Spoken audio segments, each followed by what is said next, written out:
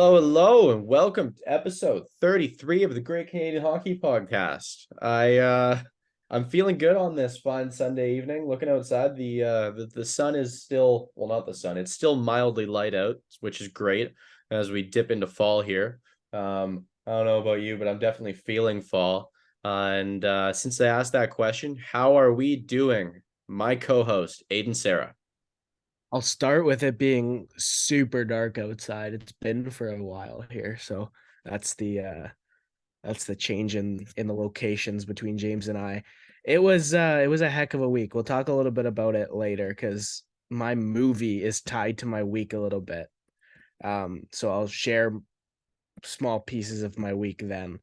But it was a strange week, but big news for me this week out of the end of it. You know how last year I was super fired up about Nate Danielson, and then I had him like higher than everybody else, and then he ends up going ninth, and I felt super vindicated about it. I have my Nate Danielson for 2024. So we'll get to that in the junior segment, but I watched this guy play on Friday in person, and I was so fired up. He's so good, and I'm so ready to talk about it. But we'll start with NHL. All right, I love it. Just one quick tidbit here before I do anything hockey related. My incessant ramblings to begin most podcasts. Yesterday, Saturday, I went to North Vancouver and checked out a food spot I had wanted to try for years. I'd been following them on Instagram, I think, since 2020. And this one is called Cream Pony. They do fried chicken, they do appies, and they do donuts. Donuts is their biggest thing. I believe they even serve cocktails. Yeah, it's kind of oddly located in like an alleyway off Lonsdale-ish. And yeah, awesome spot. Their feature is because their donuts are just off the chart, like top end, absolute top end. Some of the best donuts I've ever had the fortune of trying. And their big feature is you can get a fried chicken sandwich in a glazed donut. They cut the glazed donut in half, fried chicken sandwich. I would feel obliged to try that. I just don't know if that would be enjoyable either, like eating it, nor going through what my body would do after I ate it. But it's an intriguing prospect. I can give you a status report on both. Eating it was phenomenal. Me and my friend both got the same thing, Cajun seasoned fried chicken. And they do it like the Nashville style fried chicken as well. And it worked perfectly flavor wise with the sweet and the savory together. And it wasn't even nightmare fuel for my body somehow. Love it. Well, I think with that little tidbit of information and my rambling of the week, we've got some hockey stuff to go on. Aiden, I see you want to start it in a little bit of a rough note. Please do elaborate a little bit here. Well, I was going to ask your opinion. There were two hits at the start of the preseason. One of them was on Cole Perfetti of the Winnipeg Jets, and one of them was on Mark Stone of the Vegas Golden Knights. So, James, first off, I'll ask you, did you see either or both? Saw both, and I feel like you're gonna have more to say because I can say for both. I can give you like a half a sentence on each. Didn't hate either of them. The Stone one, I understand. Kid trying to make an impact. Yeah, the timing of it, the position of it wasn't great, but this is a preseason kid trying to make an impact and no one got injured. Don't really care all that much for it. I mean, if there was an injury, we'd be talking differently maybe. It was on the fringes of being suspect for me. I think I'm getting a little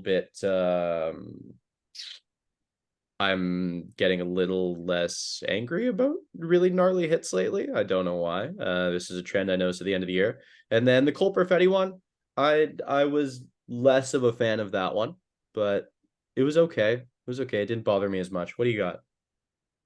Well, personally, that Vegas one, yeah, I get it. Mark Stone's been going through injury troubles, and it's I think it was their game one of the preseason, but I think you're absolutely right. This Hayden Hodgson kid, 7 NHL games at the age of 27. He's worked his way up. He was undrafted as a junior, gets a pro contract, goes from the ECHL, great season in the AHL in 21-22, kind of regresses. And I don't know why I'm saying kind of. He fell off a cliff in the AHL, in his second year with Lehigh Valley, the Flyers, his farm team. And now he's got a new chance in LA.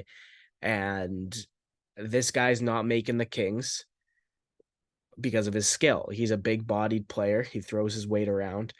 And if it was a superstar taking a run at Mark Stone, I wouldn't like it as much because that superstar, that's unnecessary. He doesn't need to do that. But Hayden Hodgson, that's going to be the difference between him potentially making the Kings or not, but follow up, even making that Manchester AHL team, or it's the Ontario Reign now. So this is a more his whole career he's been a fringe ECHL AHLer. So he's got to do everything he can to make a name for himself. I have no problem with that. Doing a 180, I really didn't like the Martin Pospisil hit at all. I was pretty upset when I saw that. Cole Perfetti's a young guy for the Winnipeg Jets who has an opportunity this year to take a step into a more elevated role. And we kind of talked about it. We've talked about it. We talked about it in the playoffs. I'm going to say the same thing now that I said when it was Pietrangelo that slashed Draisaitl, right, in that second round series, Vegas Edmonton. I'll say the same thing now that I said then. If there's a play on the ice and you can reasonably deduce that one player was doing nothing but trying to injure his opponent, I think that as much as anything should be grounds to throw the book at him. Like, I thought Martin Pospisil should have got a pretty lengthy both NHL and AHL suspension. I was really unhappy with how targeted that shot was to the head. Martin Pospisil and Cole Perfetti hit, if you want to see it. It's in the middle of the ice, Pospisil kind of going by Perfetti. Nobody has the puck, nowhere near it. And it's a pretty blatant elbow to the head, and Perfetti was shaken up on the play. So for me, it's the dueling. It was two hits that stirred up a lot of controversy, and to me, I have complete opposite standpoints on them. I thought Hodgson's on Stone was fine, but I thought Pospisil's on Perfetti. Like, I never want to see that regular season, playoff, preseason game, no matter what. I don't want to see that I don't want to see that. I don't want to see that in hockey. It's dangerous. It's targeted. It's kind of goes against the spirit of everything. And yeah, it's left a bad taste in my mouth since I saw it, really. Yeah, that's totally fair. Yeah, it's ugly to watch. I mean, maybe it's because it's preseason I have this outlook. Maybe I'm not fully engaged yet. That could be it. Like if I'm not watching games start to finish yet. Yeah, and for me, the fact that it's preseason kind of makes me more upset about it because like it feeds into the unnecessity of it. And I get Martin Pospisil's in a pretty similar situation to Hayden Hodgson, where he's got to do whatever he can to make an impact to get his name, get his name out there. But I didn't like it. It you don't want to see somebody miss significant time because of a concussion at all. But when it's a much less meaningful game, you want to see that even less, I think. Totally get what you mean. Any other notes, or shall we continue on? No, I just wanted your 2 cents on them. We can keep going. Yeah, totally. Yeah. So another Canuck is leaving Vancouver. Spencer Martin claimed on waivers and heading to the Columbus Blue Jackets. A thought on Spencer Martin? Yeah, he'll end up fighting with Daniil Tarasov for the backup spot, and I think it's a good option for the Blue Jackets. Yeah, I put it on there because he's an ex-Canuck, and Spencer Martin had some flashes of brilliance in Vancouver, and I'm happy for him to get a better opportunity in Columbus because with the Casey DeSmith acquisition and the fact that Artur Silovs played as well as he did, both in Abbotsford and then in the World Championships for Latvia last year, I didn't really see Martin being anything but the fourth string goalie in Vancouver. Like, he'd be the backup in Abbotsford, and that's at best. And they just signed Ty Young, one of their draft picks from the Prince George Cougars. So I really didn't see a spot for Martin at all in the Canucks organization. And now in Columbus, he gets to battle it out to be the two. If he fails, he gets to be an AHL starter. And either way, both of those scenarios would be better than he would have gotten in Vancouver. So he was he was a pretty solid performer at times in Vancouver, but it was time to move on, and hopefully he does well in Columbus. Definitely. I can say I'm a big fan of this guy. I mean, he has a lot of fight in him. Like, he clearly just wants to get to the next level and wants to be better at what he does all the time. And you love to see that. You like to see a guy with dedication and commitment to his craft. So I wish him all the best in Columbus, and hopefully he can get an opportunity there. I mean, you never know. Like, say Elvis doesn't bounce back Yeah, Elvis Merzlikins, that is. You never know. You could see Martin or Tarasov get an extended look. It's there's a lot of things that could happen here. So yeah, I wish them all the best there. And I mean, young team. It looks like they'll probably have a fun roster, fun locker room, fun group of guys. So we'll see what happens. He'll probably love it there. I So think next up, we got some overdue news. Mikhail Backlund should have been captain in Calgary long ago, but he finally gets that C on his chest. It comes with a 2-year, $9 million extension. He's making 4.5 per.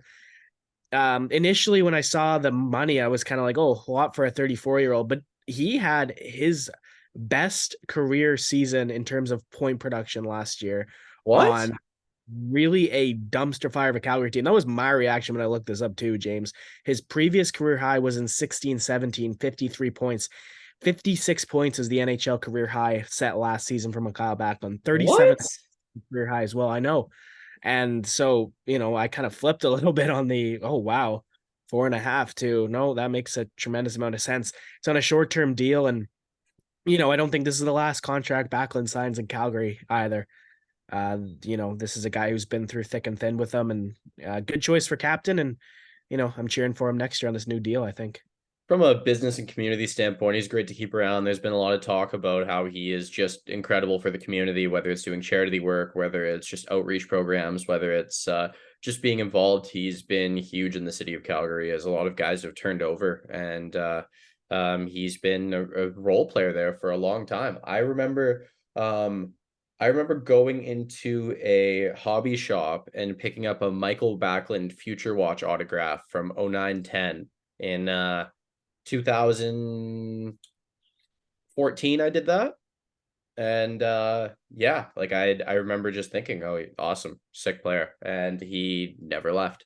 So many guys turn over. It's pretty incredible to see a guy stick around that long. Yeah, the captaincy was really important to him too, so I'm glad he gets that. Next, I want to move on to two more guys who are fairly important to their locker room getting deals here, and that is Minnesota locking up Matt Zuccarello for 2 years at 4.13 and Marcus Foligno for 4 years at 4 million.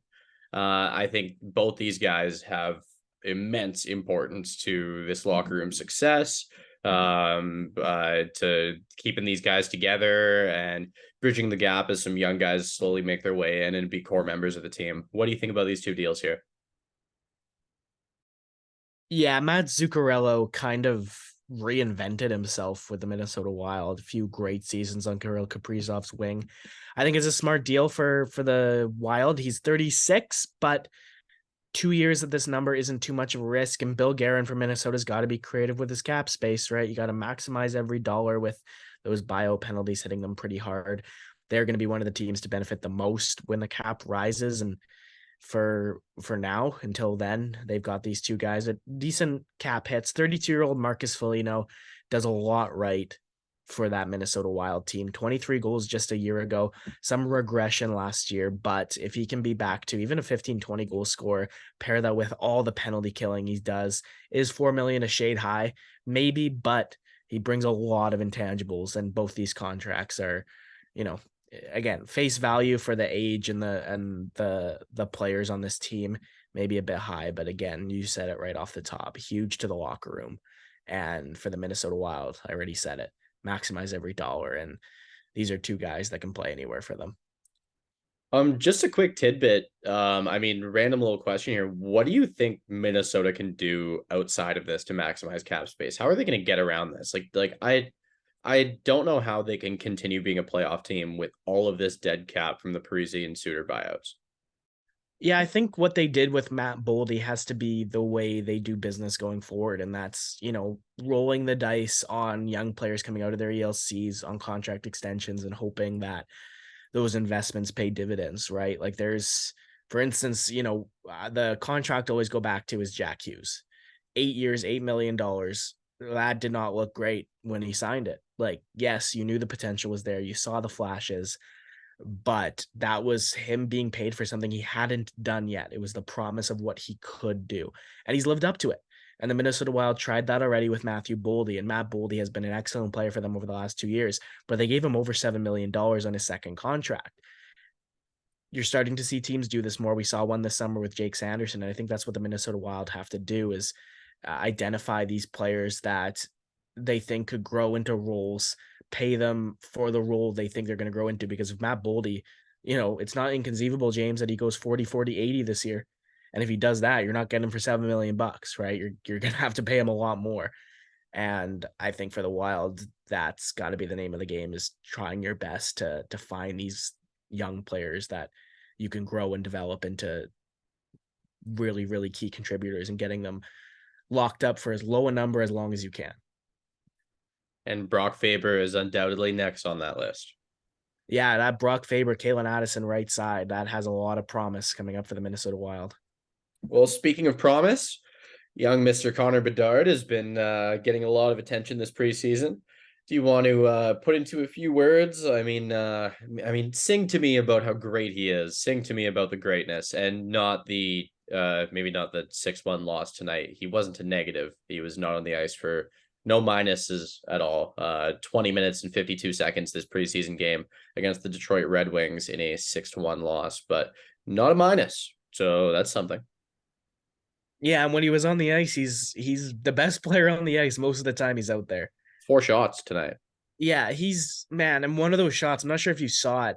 He undressed the Red Wings defenseman. I don't remember who it was, but the way he went around him and got that chance on goal, guys, like again, I think we've kind of had this conversation. It just makes me upset that the Chicago Blackhawks in just a few years have quickly established themselves as maybe a future powerhouse in the NHL.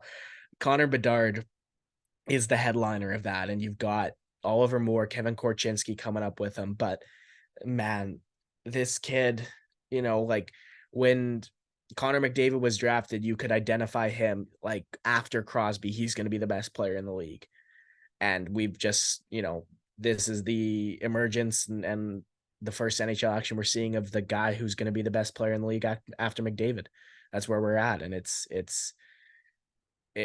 you don't see this. You don't see this every year, right? It's been 8 years since we had a guy like this. And going back beyond that, it was 10 years before we saw his predecessor in Crosby, McDavid, now Bedard, and everybody just appreciate this as he sets his first. We're seeing a future all-star, a future captain for Canada, a future multi-time Hart and Art Ross winner start his career, and it's a lot of expectations to put on the kid, but he's exceeded every single one that's been put in front of him so far. So there's no reason to think that he's not going to keep doing that. And another quick little tidbit we've already covered in many previous episodes that I'm a sports card nerd. Buy your 23-24 Upper Deck this year because you hit a Connor Bedard Young Gun rookie card and you've got yourself a nice chunk of change there. Please do buy if you've been out of cards, if you want to get into cards, if you want like collectibles like memorabilia, get in now. Have fun. I'm thinking it's going to be a hobby box for me, James, this year. Yeah, damn right. Maybe when you're back for Christmas, we go pick up a couple and take a seat down and see what we get. Just sit in your apartment and just rip through all our packs. Yeah, damn right. I love it. Be sweet. No, I'm looking forward to it. Yeah. Pretty quick fire NHL segment. So yeah, we'll just before we get on to junior, because I'll have a lot to say and just want to make sure we get this out of the way. So next weekend is Thanksgiving. I will be at home in Maple Ridge, making the flight from Calgary to Vancouver. James will be at home in Port Alberni. So as much as we know it's the opening season of the weekend, or sorry, the opening weekend of the season, we also don't want to worry about a podcast next weekend. So this is being recorded on Sunday, October 1st. We're going to drop this episode on Monday, October 2nd in the morning. So happy Monday if you're listening to this as it was released.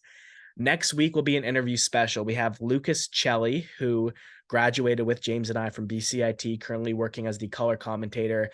That's just one of his roles now. He got a promotion with the Surrey Eagles of the British Columbia Hockey League. We've referenced it on this podcast, but this interview is going to go into depth about the CJHL and the BCHL's decision to leave Hockey Canada. Lucas, working in that league, obviously has a lot to say about it. just for people who don't know, the BCHL and the AJHL are equivalent leagues. So Lucas just works in the BC version of the league that I work in Alberta. Um, and I'm really excited to do the interview. We haven't done it yet. That will drop Thanksgiving weekend, and then James and I will be back to regularly scheduled programming the week after. So that's the podcast rundown. Anything you want to say before I launch into a junior hockey spiel here, James? I mean, yeah, just one quick little tidbit about Lucas. Him and I worked together early on a couple of our first stories, and awesome dude. You guys are gonna love him. He's great company. He very much brings the sitting at a table with your buddies, sitting around a locker room, that kind of vibe to the table. So yeah, look forward to it. Should be fun. Okay, so the Edmonton Oil Kings were already in Red Deer. Their second opponent of the WHL season was the Medicine Hat Tigers. I was more excited to go to the Tigers game, going to be honest. They have a lot of names worth watching. We'll start with Gavin McKenna. Watching this game, James, Gavin McKenna, you can tell this kid is going to be a first overall pick. You could tell this kid is going to be a stud. You can also tell he's 15 years old, right? Like you saw all of that come out in his game. His back checking was good. He drew a penalty just based on his quick movement of the puck and somebody reaching in. He's really, really good in offensive transition. Now, I don't know if this guy's going to grow into a center. He was playing left wing on Friday, but you don't often see a winger be the play driver as much as Gavin McKenna was the play driver. Every time there was a turnover in the defensive zone, the puck quickly found him and he was going up the ice. He's really good down low. He's got great edge work and he always wants the puck. That's one thing I love. When he was on that power play, he's a left-handed shot on that right side. Every single time anybody had the puck, he's calling for it. He's showing him where his stick is. You love to see the guy that every time he's out on the ice, every time he's in the offensive zone, he's hunting it down. He wants that puck on his stick. He wants to make things happen. So we just saw Phenom and Connor Bedard get drafted in 2023. It's going to be a while, I think, before we see somebody rise to his level. But Gavin McKenna, who, we're still a couple years out from this kid. We're still going to get to see this kid in junior. If the Medicine Hat Tigers are in town for anybody that has a WHL team in close vicinity, go watch this kid play.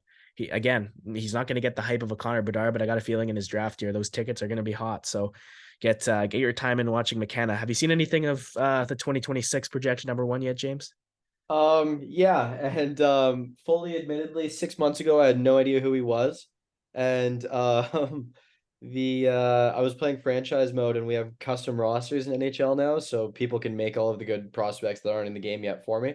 And I thought he was an auto-generated name. I was like, who's this medium franchise Gavin McKenna guy? I don't know, it must be auto-generated. And I drafted him and he was pretty crazy.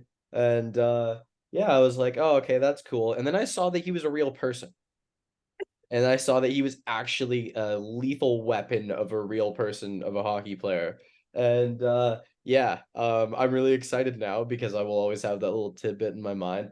And yeah, I've seen a couple little highlight videos. He's really, really silky. I'm very curious to see how that game changes as he grows and fills into his body because isn't he like barely 15? No, he'll turn 16 in December. Okay, gotcha. All right. Yeah. Yeah, sure. He really, really looks young and he looks like he's going to fill out. I mean, height-wise, everything. He's almost 16. He's definitely got another growth spurt in him. Yeah. 7 points in 4 games to start the year. He was good on Friday. You know who was better? And man, so yeah, I talked about it off the start. Um I have a funny feeling this is going to be my guy going into this draft. Right now, Craig Button's got him at 19. The Hockey News has him at 25. James, do you remember how much hype there was around a certain Sudbury Wolves centerman named Quinton Byfield going into the 2020 NHL draft? Yeah, yeah, I remember that. Medicine Hat Tigers forward Caden Lindstrom fits the profile. I loved this guy, man. I had my notebook sitting in the stands. My parents were in town, so I didn't get my press box seat. I got tickets for us and Caitlin to go. So I was in the lower bowl in the Centrium in Red Deer with my little notebook on my lap, scribbling away notes. And man, I have so many pluses on this Caden Lindstrom page. His edge, he's 6'5", James, and he skates incredibly. His edge work is phenomenal. His speed is phenomenal. This is a 17-year-old, 6'5", 205. he plays big, but he plays fast. It's awesome to see. I was just it felt like I was watching Quinton Byfield with the Sudbury Wolves. Again, like I said, 19 from Button, 25 from the Hockey News. This guy's gonna shoot up these draft rankings if he keeps playing like this. He was so confident with the puck. His offensive zone domination was crazy. He'd get that puck. Nobody's getting it off him with that frame. He was superb down low. He was superb behind the net. He scored 2 goals from in tight in front of the net. His net drive when he's on in offensive transition is awesome. He's shifty and he's smart, and it's just, man, like there's nothing negative about this guy's game that I saw. And I got those Medicine Hat Tigers dates circles, those Medicine Hat Tigers dates circled now because I'm really fired up to see how this guy develops going forward this season. He's big, he's fast, his skating though was what blew me away for somebody who's 6'5". Those edges are, it's hard to teach that really. You said you got those dates circled. How many times do you think you're going to be able to see them? Well, I have the whole Rebels like in here, but I put them in even when I have Bulldogs games, which means that that's just very simply not happening. But I should be able to see him at least one more time where there's not a conflict. And that's Interesting. Well, let's hope that roster's healthy next time you get to see them. It'd be a shame if some of them weren't there. I got my fingers crossed for you, buddy. yeah, it's right around the World Juniors. It would, if he gets called to the World Juniors, he wouldn't be in that game. I don't think he will be. You don't see that many draft eligible guys end up going. Again, there's usually one or two a year. My money's on it being Macklin, Celebrini, and nobody else this year for the Canada. So chances are he's in action. Yeah, it's Friday, January 5th. So I also get like a huge chunk of season that happens before then, and it's not too late. I think it's a good day to be able to go watch this team again. A couple other draft eligibles for the Medicine Hat Tigers. Probably going to get drafted centerman Andrew Basha. He really has a good 200-foot game. Only thing I'm concerned about watching him is his skating. He needs to improve his stride. It takes him too long to get from point A to point B, but he takes the same amount of strides. It's small, choppy strides. It's something that he's without a doubt working on every day in practice, right? It's the long strides. It's just going to be implementing that into his game. Thomas Mersick was a Surrey, BC native. Him, Miguel Marquez, and Jordan Gavin all played for the Delta Hockey Academy a couple years ago in the Canadian School Sports League. They played on the U17 team, James, and all three of them led their team, led their league in scoring. They all set all-time league records for single season points, 1, 2, 3. All three of them are in the WHL right now. Both Mersick and Marquez are draft eligibles this year. The best of the bunch is Jordan Gavin. He's probably going to be a top 10 pick in the Michael Misa draft, which is 2025. But Mersick's really, really interesting to watch. I've never seen somebody win every single faceoff they took in a game. I don't know if he won every single one, but he won pretty damn close to it. Great net drive, heads up passing in transition. You see guys sometimes, and Caden Lindstrom was doing this at points during this game.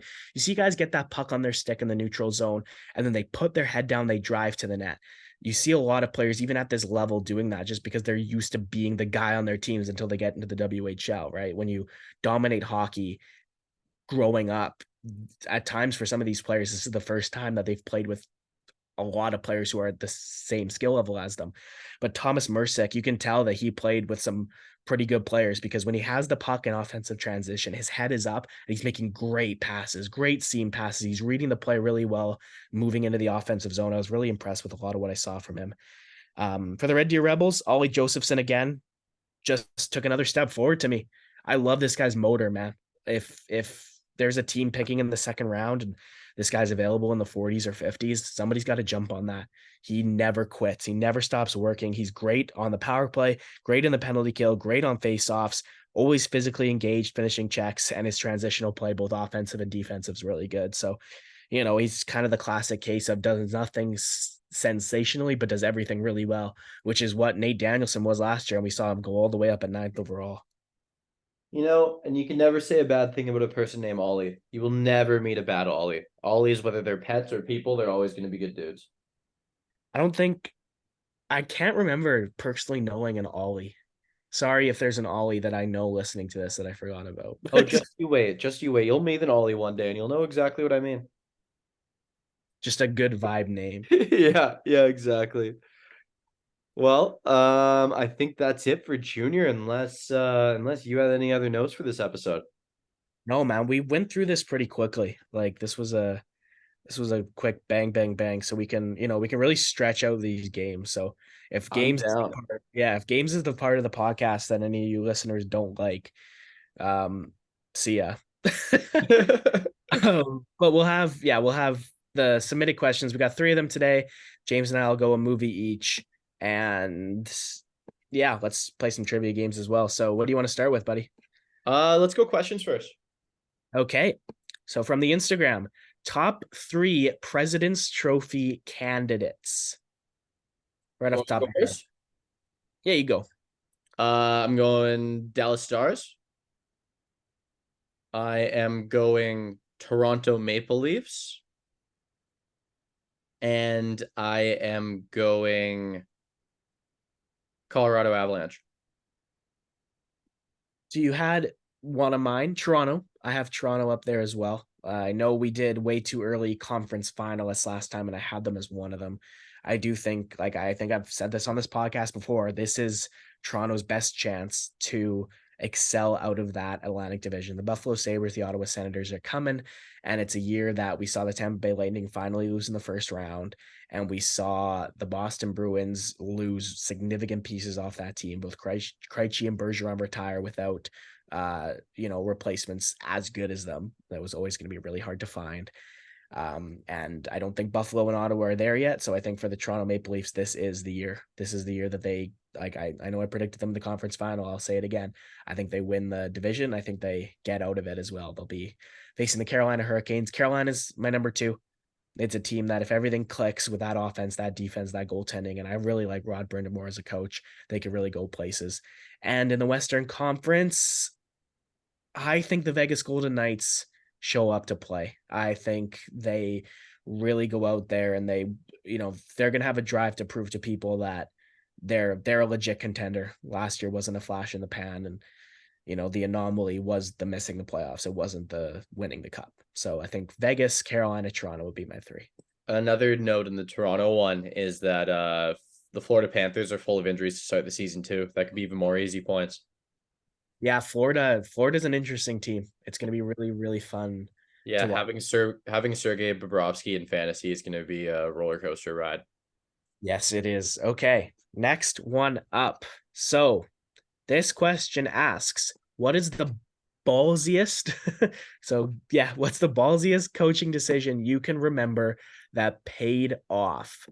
I had one ready because I read this. Do you have anything or do you want me to go? How early did Patrick Waugh pull the goalie with, and it worked? Like 7 minutes? Okay, it worked, but wasn't he down by like 4 goals and it worked for them to score one? I don't remember it working for them to come back in the game. Yeah, I mean he did it like 3 or 4 times, and one of them they won the game. Okay.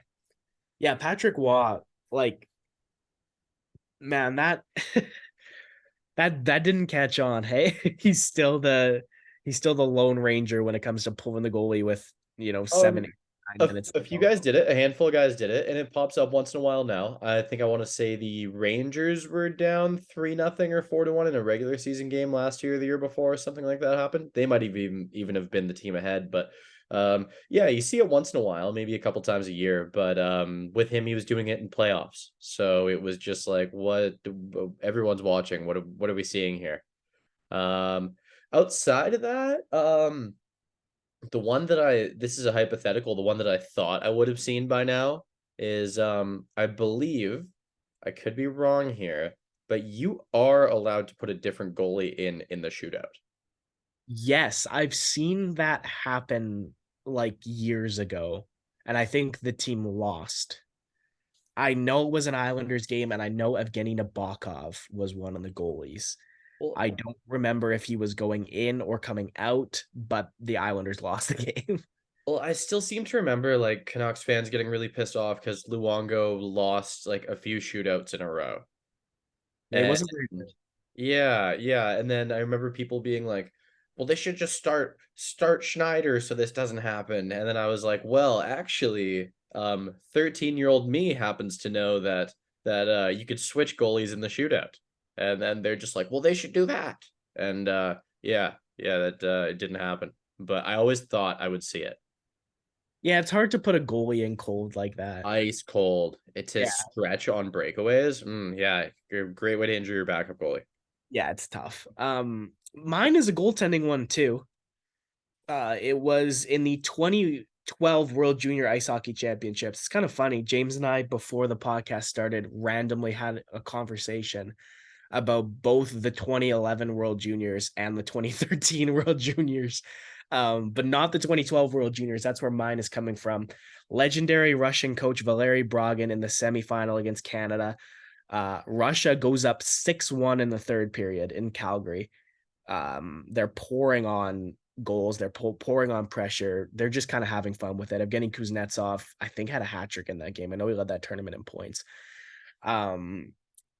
And Andrei Vasilevsky, the whole tournament, had been an absolute god in net for Russia. He'd been playing crazy.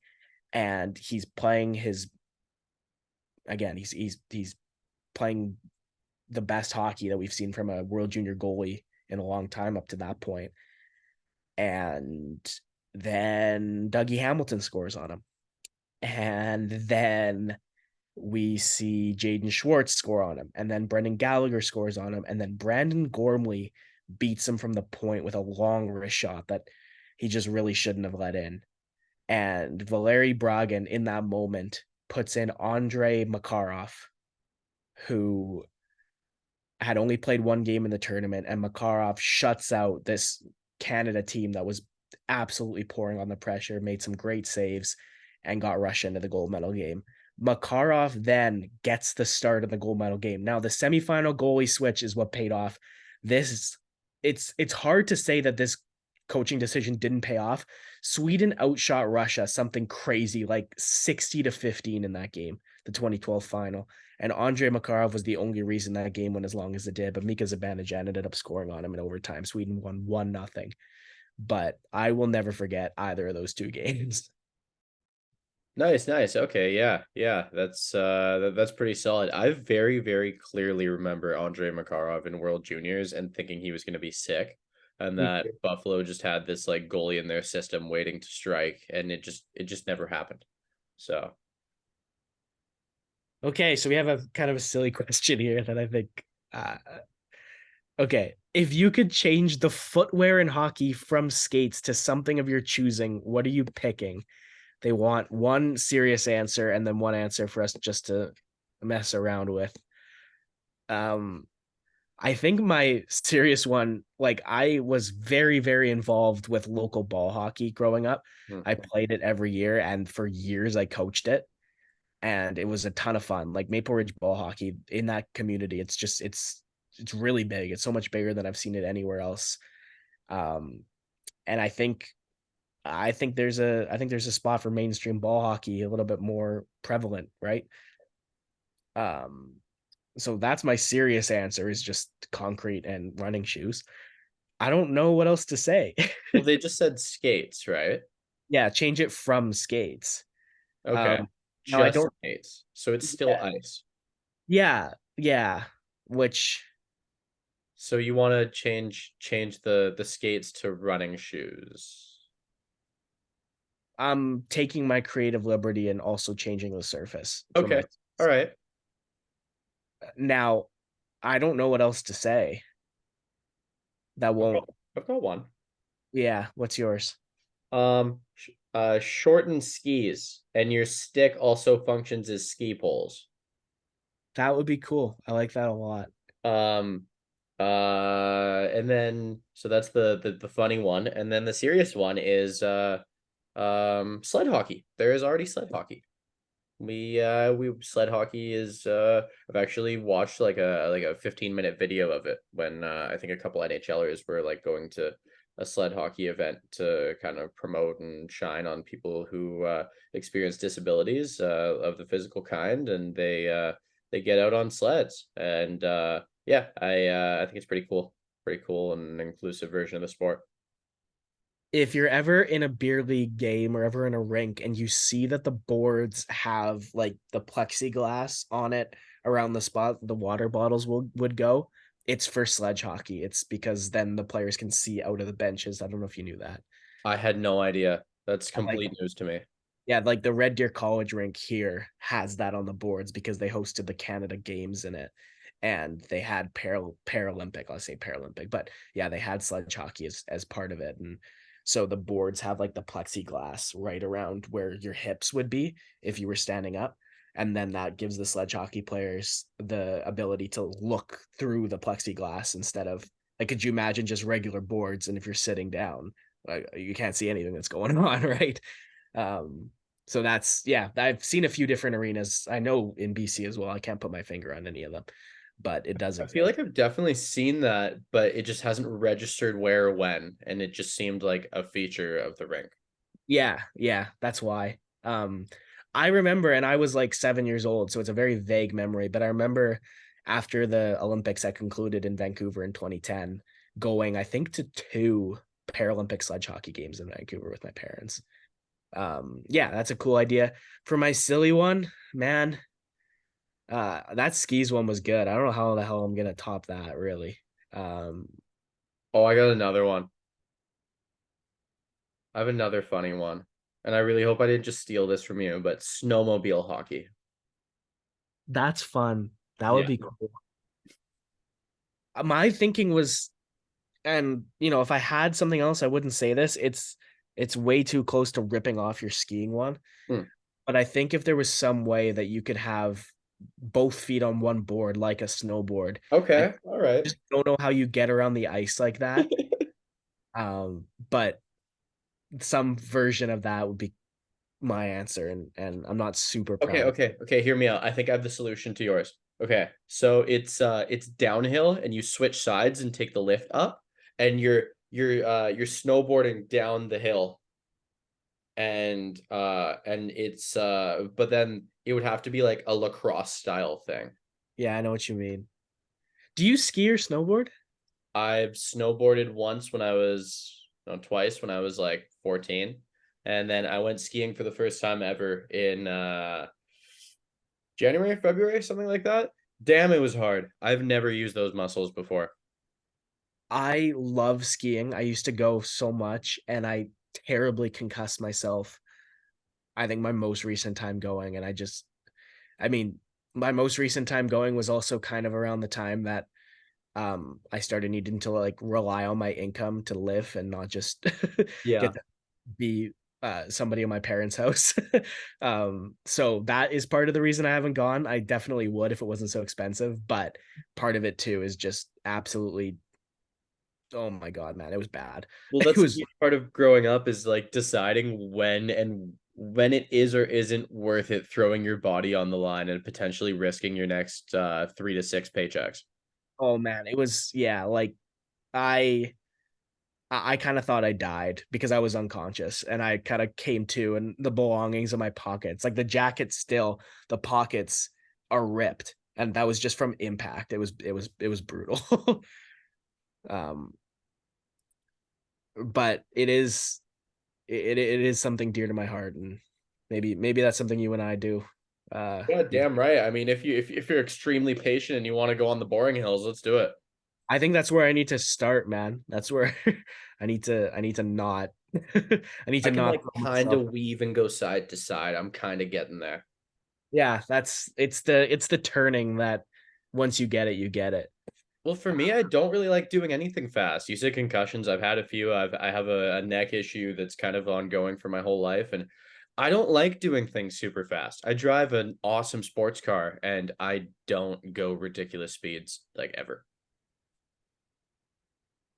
Okay, so do you want to do trivia? Do you have anything kind of in your head that you want to do? Yeah, yeah, I do. I have a kind of an odd one. Okay, so I was going to ask you to name multiple goalie fights, but I decided I was going to make it a little bit more different, a little bit different.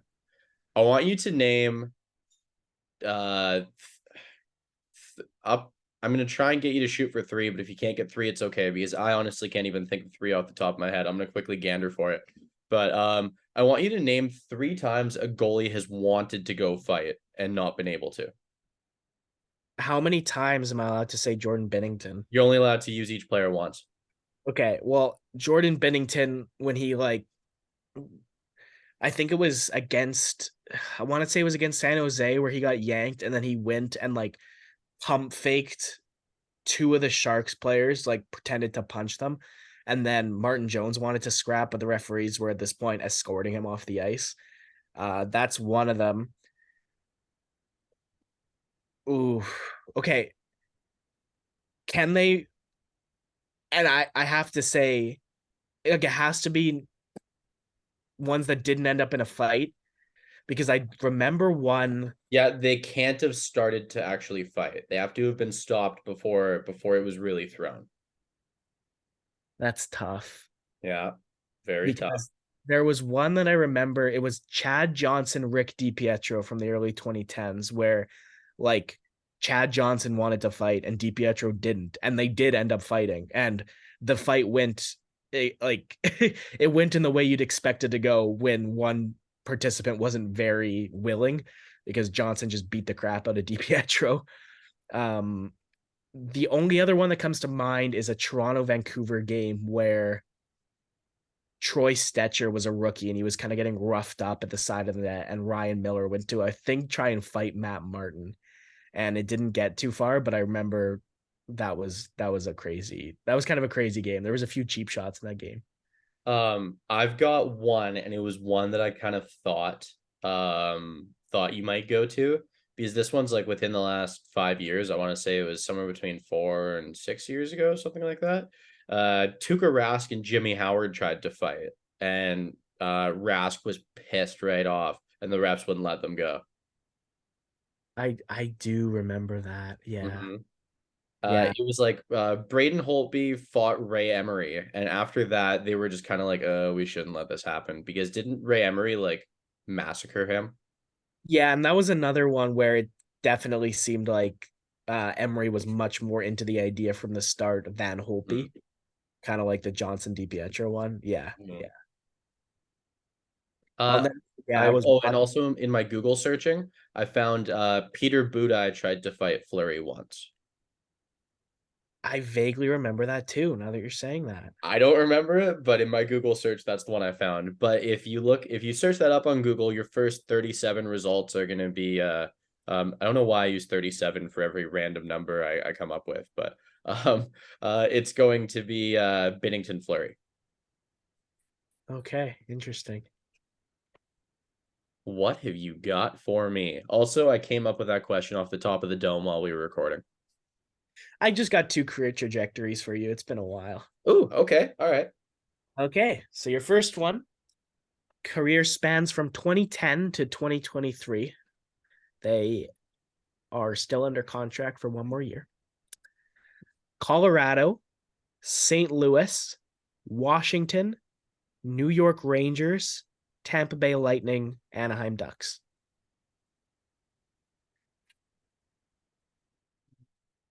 I'm just thinking of 2010 Colorado rookies. This was the 09-10 season or the 10-11? 10-11. 10-11. Okay. 10-11. Damn, there's so many more in 9-10. So Colorado, St. Louis. Oh, wait. Have you missed who are there under contract with right now? Because it's Kevin Shattenkirk. Yeah, it is. Because he's signed with the Bruins. Yes. Yeah, he hasn't played a game for them yet, though, so it doesn't count. Yeah, yeah. I was starting to think about it. I was like, Colorado, St. Louis, 10-11. And then I was like, wait a minute. If he went straight to St. Louis, that's the only transaction that was made between them. Was it was Eric Johnson and Ian LaPerriere coming to Colorado in exchange for Kevin Shattenkirk and Chris Stewart. Yeah, I was hoping you get Stewart. Stewart was a good player for a couple of years there, He was man. sick, very sick. Okay, next one. Career from 2015 to 2023, currently still under contract with the team he played last year with, so you don't need to worry about any new acquisitions or anything. Detroit, Edmonton, Los Angeles, Chicago. Detroit, Edmonton, LA, Chicago. Detroit, Edmonton, LA, Chicago. The Edmonton's a short stop, I feel like. Um okay, so the first thing I do is I think of okay, who is a Detroit rookie in 15-16? Um that's immediately the direction I go with this. Um uh feel like this is so easy. I feel like this is one I should have.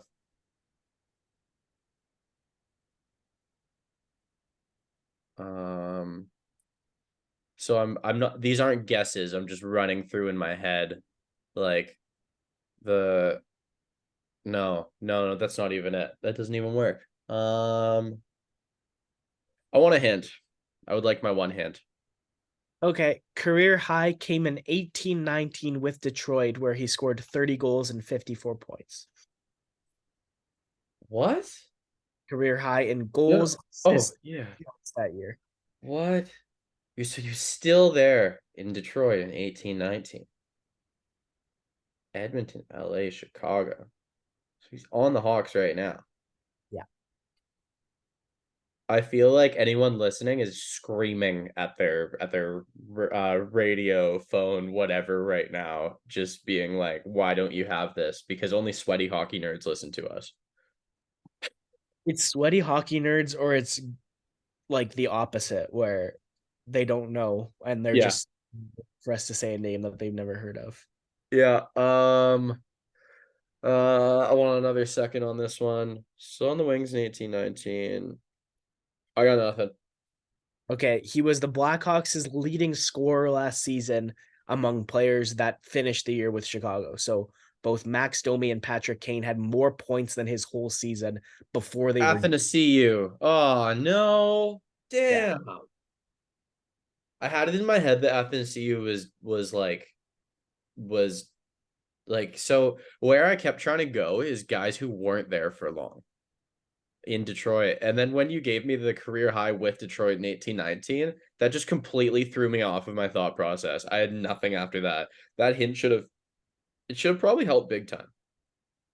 Yeah, I remember that year kind of thinking, "Oh my god, this guy's crazy," because he scored some highlight reel goals. Like that was he Yeah, had he had and he has very good hands, and but it his 200-foot game never really matched what he could do offensively. But for a Chicago Blackhawks team that's in transition, he's not a bad middle slash top six forward with some skill to dazzle a little bit. totally. Yeah, I mean, do you wanna go over movies? Yeah, you go first because my movie is gonna be paired with like a really like personal little spiel here, and James kind of knows the week I had, but Yeah, totally.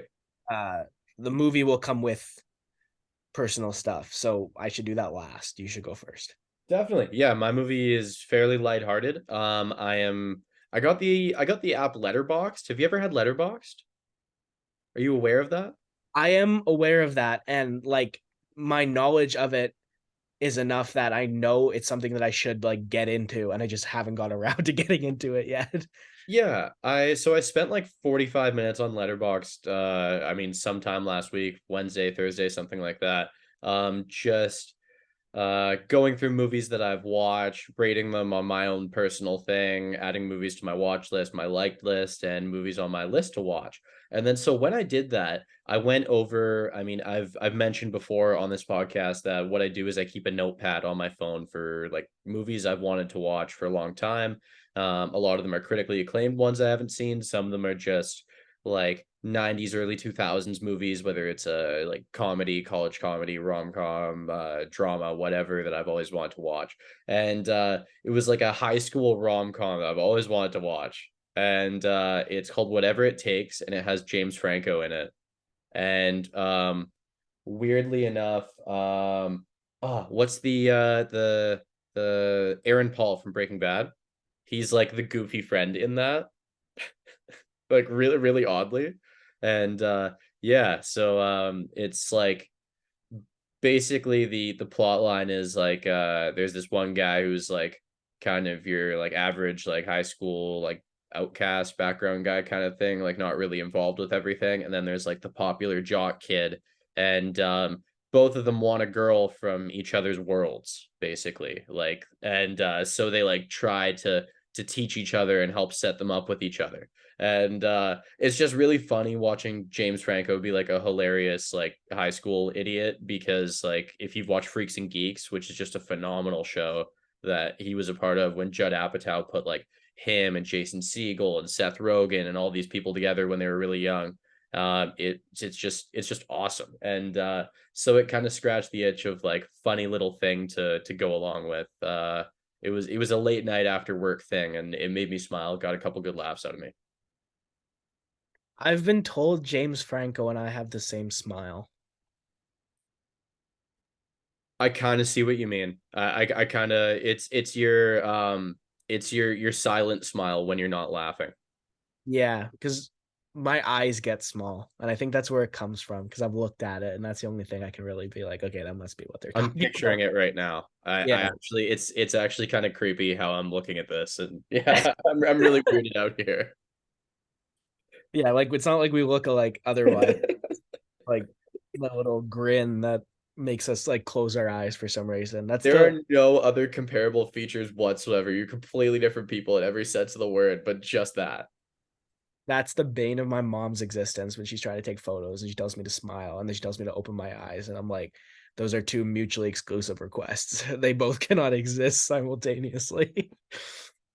Okay, so my parents, I think I said that when I talked about the Rebels game, we're in town. And okay, my dad, last time my dad was here was with my uncle, and we watched Whiplash. And it was the first time both of us had seen it, and we both loved it.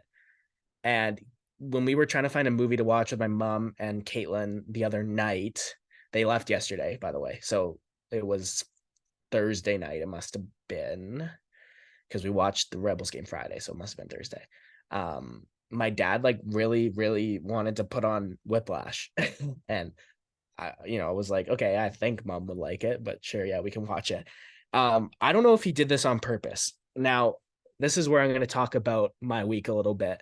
Um, I had been like crazy, crazy stressed out about work. I might have mentioned it. And I had the same anxiety around this time of the year last year that I wasn't going to keep my job. there's there's a very, very large list of reasons that I'm worried about that. I can't identify whether like 10% of that list or 99% of that list is just in my head, right? um but I've been really worried about it. And then as a result of being worried about that, I have like put myself through hell and back to like try and do my job very well. And that really has messed with my head. And I ended up in the hospital last week. That's why my parents came out because they heard that. And Whiplash is about this kid who has a teacher who's putting him through hell and back. And if you've seen Whiplash, in a lot of ways, what Fletcher does to um, help me, Andrew, what Fletcher does to Andrew is a lot what I was just doing to myself in terms of my work and again, comparable results in terms of just it taking over my life and making me not enjoy anything. So like I don't know if it was my dad that put that on intentionally because he knew that's what I was doing to myself and he wanted to watch it and hopefully I would arrive at that revelation, which I did about 10 minutes into the movie, like, oh my God, this is exactly what my week has been. It's just been torturing myself over something that I don't know is A, worth it, and B, really that much of a concern, right? Um, but yeah, the whole movie's phenomenal. If you haven't seen it, it's Academy Award winning, I think, performance from J. Jonah Jameson as Terrence Fletcher, who is the teacher at a high level music school in the States, has a drummer by the name of Andrew Neiman, and just the torturous ways he tries to get the best out of Andrew. And yeah, so my week, as bad as it's been, you know, cautious optimism moving forward. And again, I've said it before on this podcast, it's okay to not be okay. So if you guys, anybody struggling with anything, that's okay. Do your best. Very well said, man. Very well said. I've seen parts of Whiplash, and I've been meaning to actually sit down and fully watch it and pay attention because I'm I'm a big fan of Miles Teller when he's on his game. And yeah, it's from what I've heard, it's a pretty incredible movie, and I must say it's pretty special when a movie resonates with what you're going through at a point in time. It kind of reflects the art of it all and not just entertainment. So yeah, it's pretty special, man. I must say I'll add that to my list. I will ask as well, do you have a movie that's on your list of things to watch, whether it's just something goofy, something that's critically acclaimed, something that you've been itching to watch for a long time? Is there one that you've been thinking of that you really want to get off your list? I think Christopher Nolan's The Prestige is next. Ooh, That's what I want to go to. oh my God, I completely forgot. I completely forgot. I mentioned the rom-com I watched. I also watched The Girl with the Dragon Tattoo. Okay. I've Yeah, yeah. I've seen that and I've thought about it, but I've never watched it. Is it worth it? It is an absolutely incredible murder mystery. There are some pretty dark parts of it all that I will say if there are, I mean, quickly look it up. I mean, if whatever trigger warnings some people might have, there's, I mean, some assaults and stuff like that in it, and it gets pretty dark at times. But man, it is an incredible film. That's like Daniel Craig, just incredible, just awesome. I have never read the books. I've heard the books are awesome. And yeah, it's highly recommend to anyone. Just keep an eye on it for some people who might not want to see some stuff like that. Do your research first. But yeah, awesome film. And just it was one of those ones where you watch the setting of everything, the way every scene is set, everything that's behind everyone visually is just, it's very striking and very kind of in tune with the moment of what's going on. Okay. That is on my list too now. I will.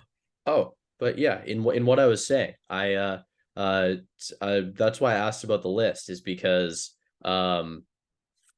I when I made Letterbox, I remade my critically acclaimed movies I have to see list, because now Letterbox has my everything I want to watch list. And my critically acclaimed list, man, I'm missing some incredible movies. Top three on my list that I need to watch that I haven't seen are Gone Girl, No Country for Old Men, and All Quiet on the Western Front.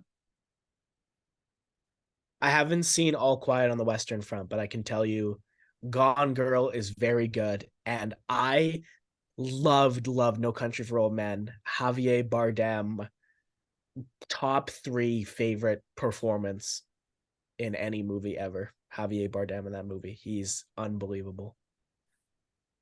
Love to hear it, man. Love to hear it. Well, yeah, I think that's everything we've got for this episode. Yeah, I look forward to our interview with our good friend Lucas Celli, coming out about a week from when you hear this, roughly. And yeah, I we can't wait to see you in the next one. Thank you for listening, and let's roll that outro.